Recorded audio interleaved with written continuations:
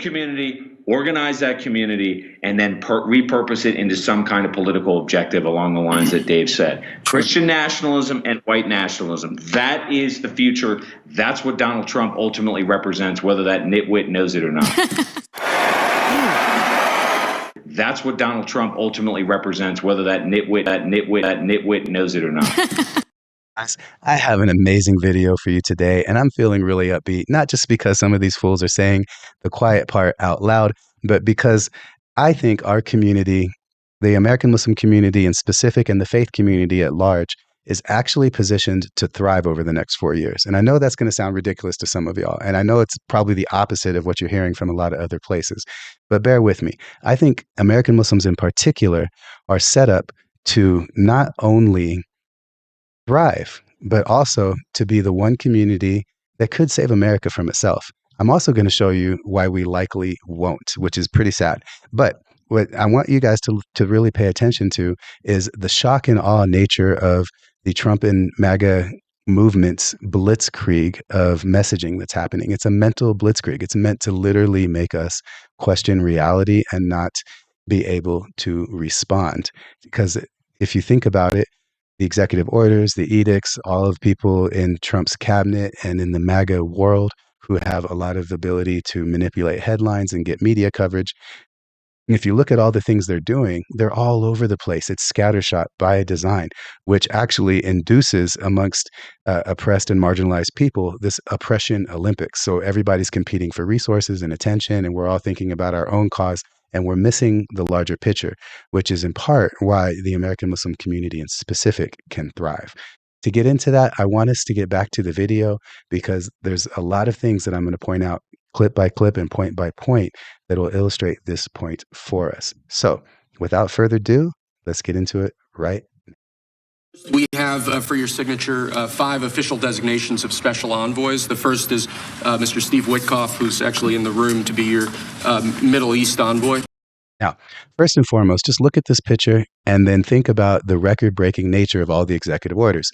The issue here is that Trump is ruling almost like a king giving edicts. This is not how a representative republic is supposed to work. Think back to your middle school days, your early civics lessons. There's 3 branches of government. There's supposed to be an executive, a judicial, and a legislative. Rules are supposed to come from the legislative branch. And I don't blame Trump here. I think he's just an opportunist, just like he always has been when it comes to taxes and everything else. He's doing whatever's good for him and his own personal means. The real blame for me lies at President Obama's feet. And the reason for that is just like President Trump's second term, President Obama's first term, he had a trifecta. In Obama's case, it was a Democrat trifecta. And what's different, though, is President Obama ran on a campaign of hope and change, the audacity of hope. Remember that? He actually ran on populist ideas and on improving people's lives. And he had a popular mandate in the both electoral and popular vote that was massive. And that's the difference between him and Trump's second term. Trump, historically got the popular vote for Republicans, which has been God knows how long since that happened. But if you look at the actual numbers on the popular vote, it is incredibly tight in Trump's case, not in Obama's case. Obama chose to squander all of that goodwill by ruling to the false idol of bipartisanship. He didn't legislate or lead how he campaigned. Instead, he became kind of another Clinton, another W. Bush, and a neoliberal. And because of that, by his second election, he had lost a lot of support in the House and in the Senate and even state elected bodies, from governors to the state houses and senates, all lost record numbers of Democrats. And then that forced Obama to do tons and tons of executive orders and expand presidential power. So now you have Trump taking advantage of that. But the key message for all of this is just how anti-American that is. That's not how our system is supposed to work. And I want you, as we go through this video, to keep asking yourself, is this of the best of American values or the worst? And what are we normalizing? I also want you to pay attention to what Trump does right here.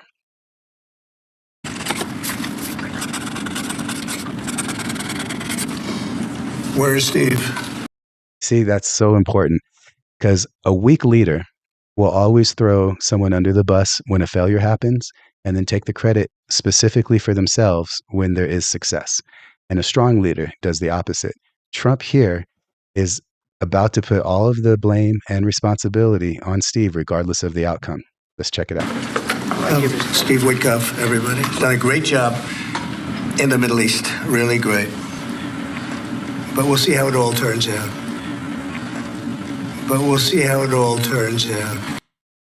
Now, why is that so important? Because not only did Trump issue record numbers of executive orders, one of the most controversial was the pardoning and commutation of the sentences of the J6 protesters. If you remember, J.D. Vance, Trump's own vice president, as well as many other leading voices in MAGA world, all said before the election, yeah, obviously, the people who did violence, who hurt police, who attacked law enforcement that day, they're not going to get their sentences commuted. They're not going to get pardons, of course. Well, lo and behold, all of them were pardoned or commuted. And then to the point where you even have a joint statement, including the Fraternal Order of Police, condemning the pardoning of the violent protesters. Why does this matter so much? This matters because we're being told not to believe our eyes and ears. We're being told that no matter what happens, President Trump is doing the right thing. And remember, it was the GOP, the Republican Party, that's supposed to be the party of law and order, that's supposed to be the party that supports law enforcement. Let's get back into the video because there's a lot more to see. Well, it's been less than 2 weeks since newly installed President Donald Trump took the reins of power, and he has been very, very busy issuing edicts and executive orders.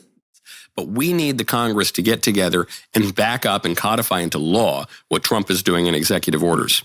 Now, this is incredibly important, guys, because one of the things that the right wing, and let me just take a moment to address this left-right spectrum. I think it's basically very weak and not sufficient to the task at hand to talk about American politics. It is useful. That's why in previous videos, I always tried to say far right or extreme right, far left, extreme left. But there's a lot more to that, and we're going to do a different video on how to better understand the political landscape. That being said, the supporters of MAGA and this administration are miles ahead of where the Democrats are in being able to respond. That's partly because of the scattershot nature, I said, the mental blitzkrieg that is happening. But also, on part of it is they're giving up the game to where they feel most vulnerable. And this is so important. If you remember, before the election, President Trump said something to the effect of, I'll be a dictator for the first day, or something like that. And then you had the very predictable, crazy reaction from especially mainline neoliberal Democrats who have already gone to the well over and over and over again to call Donald Trump Hitler, to call his movement Nazi-esque. And to be fair, even J.D. Vance at one point used that language. But then you contrast that now with what you saw during the handover of power, Biden and everybody doing all of the sanctimonious things to normalize the president as he came in. It's an issue that the Democrats and that resistance to Donald Trump overused, and now his supporters are actually using it to their advantage. As you're about to see, he not only said that the legislative branch needs to codify all this into law to kind of take the wind out of the over-issuing of executive orders, but see what he does next, because it addresses the dictatorship attack on Donald Trump. Now, one member of Congress, my member of Congress, actually my representative. Now, he says my representative, and he's about to say my friend, and I think that's because he's vicariously taking credit for what he's about to say. Representative and my friend, Andy Ogles, has just introduced legislation that would give President Trump a third term. Now, I want you guys to really pay attention here, because the issue is he did a number of things there that I thought was really, really important. First and foremost, he did this whole little quick pause and then kind of weaselly little laugh. That's a rhetorical technique to try to make you not be alarmed by what you just heard, which was alarming. Now, the thing, though, is the legislation was designed to cause an overreaction from the left. And if it's successful, it'll actually further this whole narrative of don't believe your eyes. Don't think what you saw or heard is what you saw or heard. The problem with that is that the legislation actually said that a president can have a third term if the first two terms were split. So exactly like Donald Trump, he won an election, lost an election, came back, won an election. It's saying that now any president can have a third term as long as it's not 3 consecutively. So that I don't think is going to go anywhere, but it is actually going into the zeitgeist, into the Overton window of Trump is not as much of a threat as he seems. And this is the whole idea of, yeah, you saw something, don't believe your eyes. And that's why it's so dangerous, because look at what you are about to see next. Yeah, what is it? The right is two things. It is Christian nationalism and white nationalism. Blending those two things together is the project that we are engaged upon right now. Those two things equal America.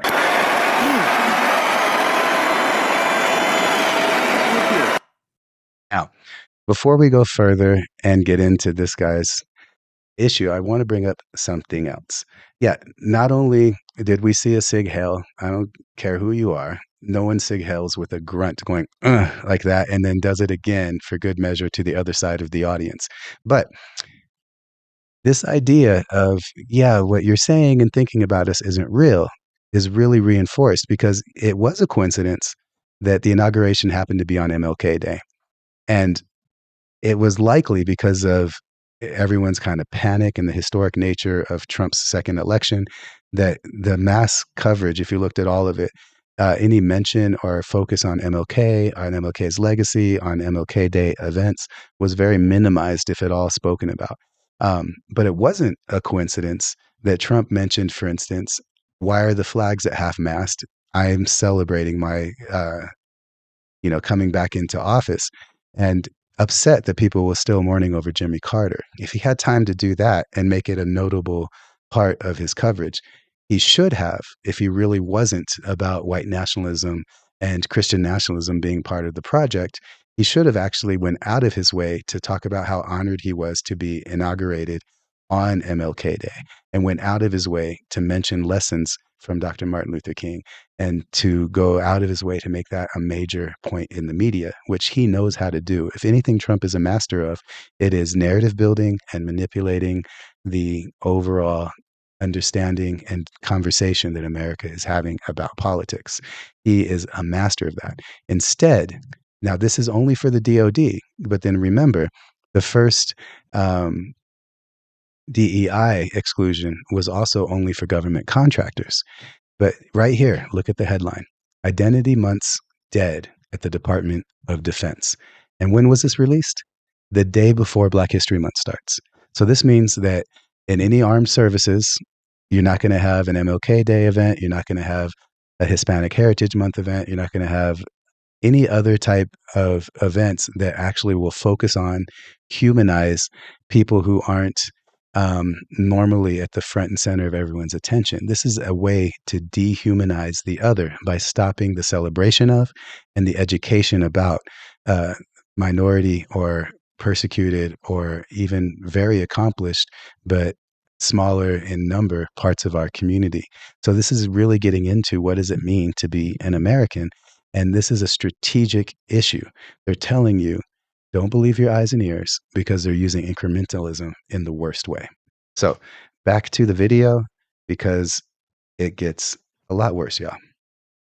I have a pretty high radar for Nazism. I like a bit of a stake in this particular game. I feel like I can spot some Nazis when I see them. My Nazi radar does not go off around Elon Musk.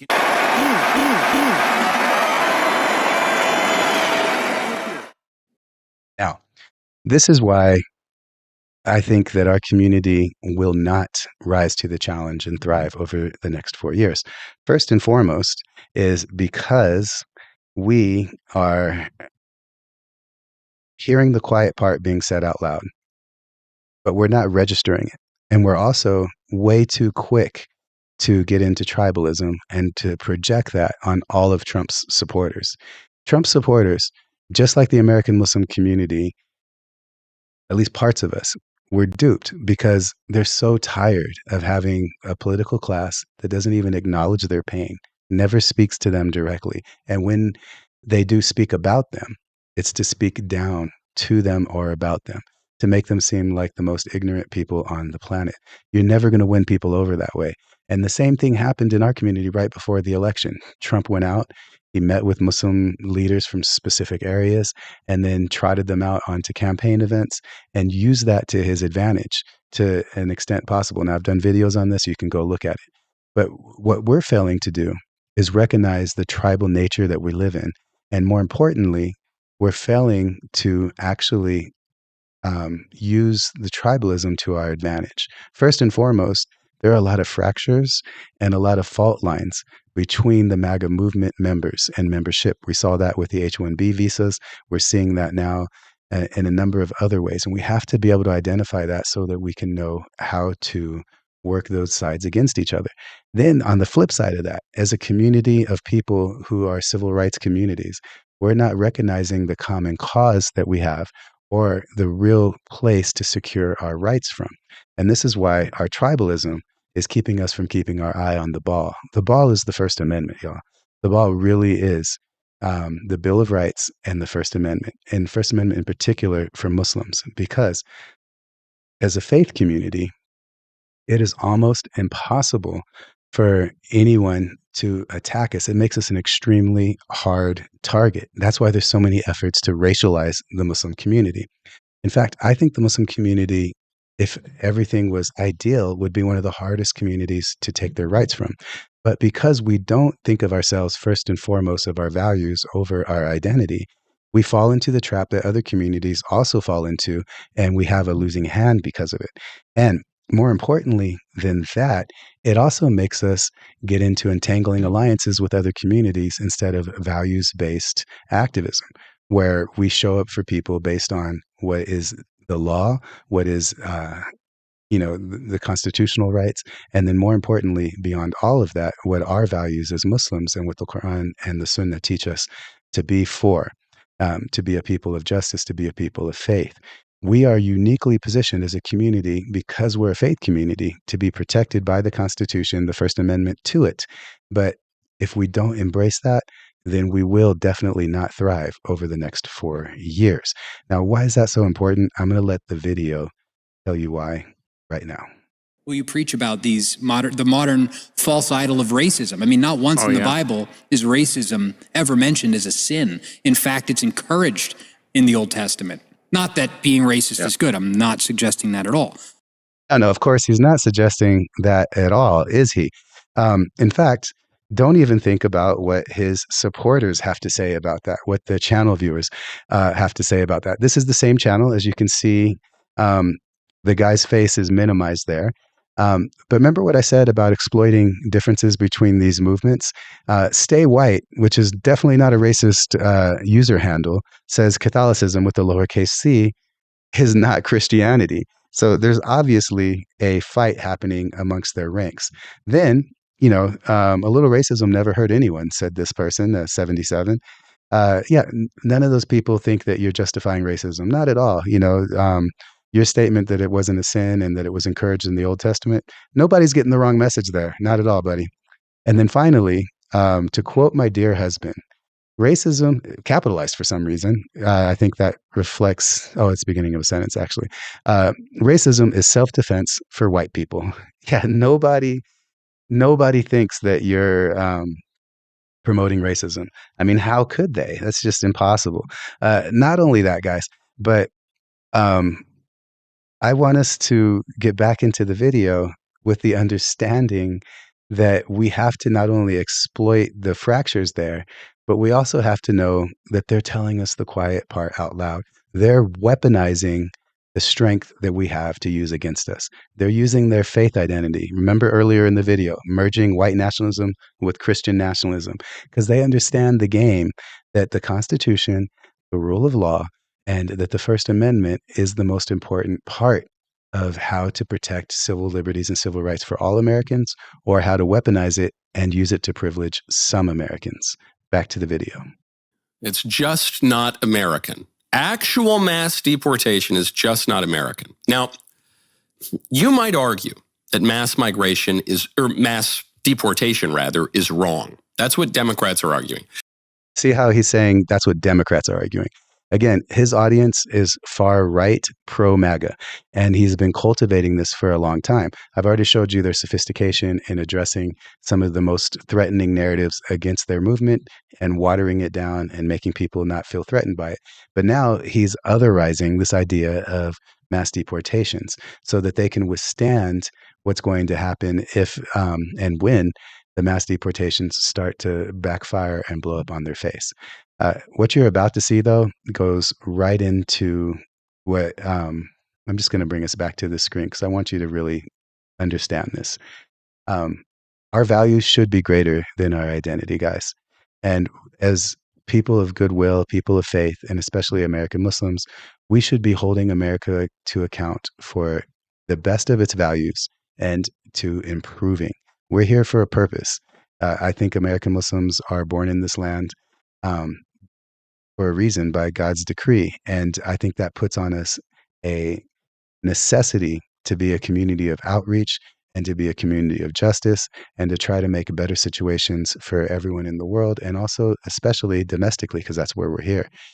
What you're about to hear from this guy, this right-wing pundit who has a massive and very influential following, you're about to hear him flip the script from basically Howard Zinn's retaking of American history, saying these were the worst things that we should never do and learn from to make America great again, to repositioning it as the worst and darkest parts of our history are actually what America is all about, and we should be bold and proud of it. That's what he's about to tell you. Take a look. I kid you not. I think you'll be shocked. And there are even some libertarians and right-wingers who argue that mass deportations are wrong. See how, again, he's using the rhetorical strategies to say, yeah, even a few of you might think that, but you're wrong. He's like libertarians and right-wingers. So all of a sudden, those people aren't part of the MAGA true anymore. They're, fractions that are adjacent, but they're just wrong in this case.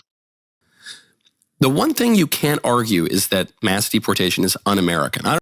Now, before I let you go any further, I want you to notice how he uses his quick and his pauses and then his little kind of cackle, disgusting little laughs to try to disarm you as the viewer. That's the other rhetorical thing that he's very good at. I don't know if you guys are history buffs or not. Have you ever heard of the Trail of Tears? I know a lot of people don't defend the Trail of Tears. But that was a mass deportation. That was in, 1830?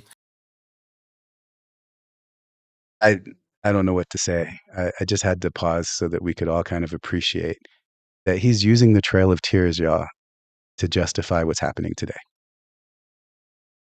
I could end the video right here.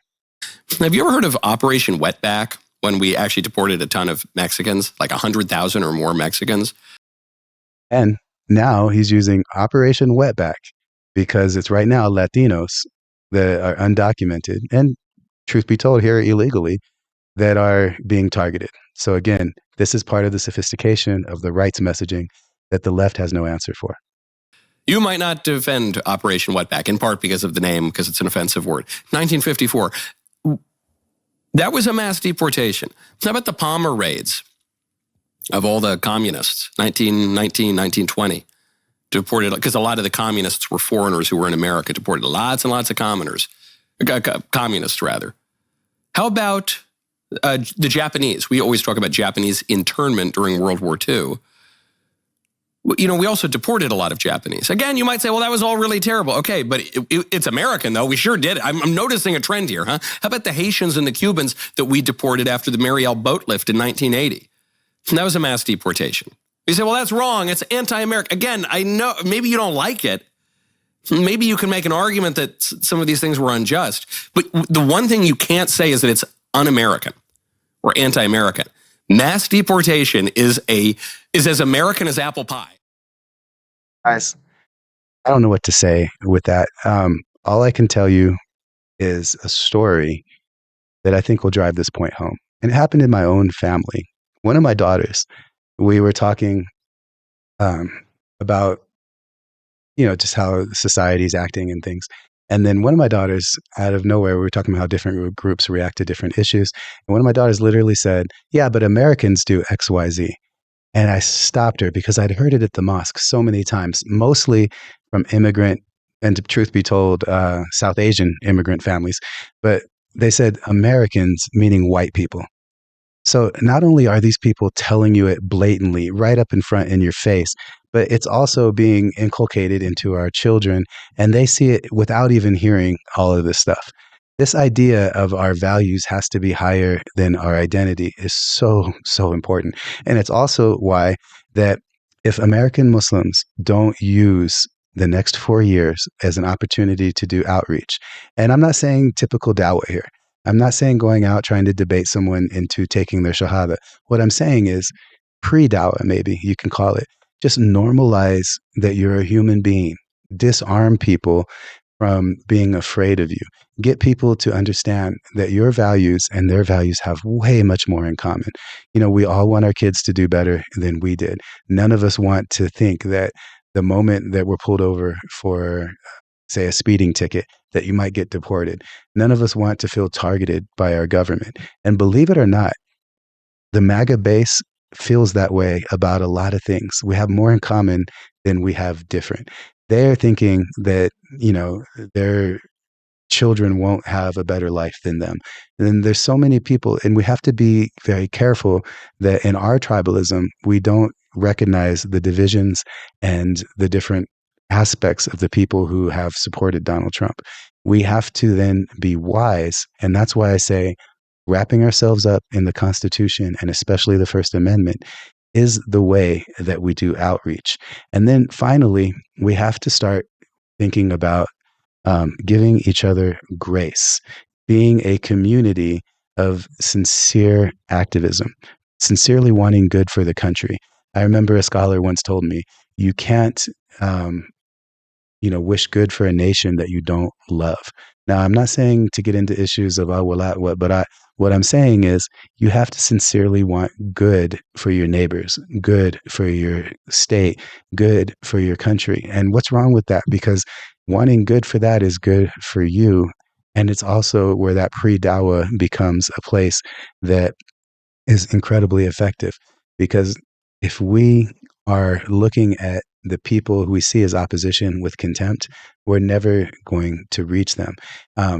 We have to start looking at every person as an opportunity, and every person that we would say, these are what we stand for. These is our values, religious freedom, mutual respect. Those are the things that the American Muslim community has to center as the keys to our activism. Once we do that, and once we embrace the nature of outreach, sure, mistakes will be made.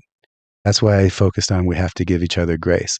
Sure, people will be duped by insincere actors. Sure, we have to learn what the difference is between an olive branch and seeing people for who they really are, seeing people who are opportunistic, people who will trot an imam on stage during a rally just to win an election and then not pay attention to our community later. A lot of that happens. A lot of that's part of the learning process. And a lot of us won't agree on politics, won't agree on strategy, won't even have a theory of change for how we're supposed to empower our community. But more importantly than any of those things, if we're sincere, if we actually become a community that lives by our values and then recognizes that our values are protected by the First Amendment, then we don't miss the game in all the clutter. The mental blitzkriegs can come and go. We can choose where to be active there. But if we always center protecting the liberties enshrined in the Constitution and rejecting the worst parts of American history, then I think we can be a community that will thrive. What scares me is that we're often judged by our habits, and our habits often are repetitive. And what a person does in the past is most likely what we'll do in the future. And that's what scares me, that we won't be a community that thrives, even though we could be. It's up to us. I challenge myself first and foremost, and all of us, to embrace the First Amendment as American Muslims, and then to embrace our values over our identity, and to make the best of American ideas, the best of American values, what we push back against with this movement of white nationalism and Christian nationalism, trying to privilege one group above everyone and distort what it really means to be American. God bless you all. May we find the right balance and have the courage to live our best lives and thrive no matter what the environment around us is like. Issa. Okay. Issa? Yes. Issa Galloway. Issa Galloway. Issa Galloway. Issa Galloway. Issa Galloway, convert to Islam, defines the mission. Kind of a show that will put people on the edge of their seat. Because it leads to the future, the more sophisticated approach.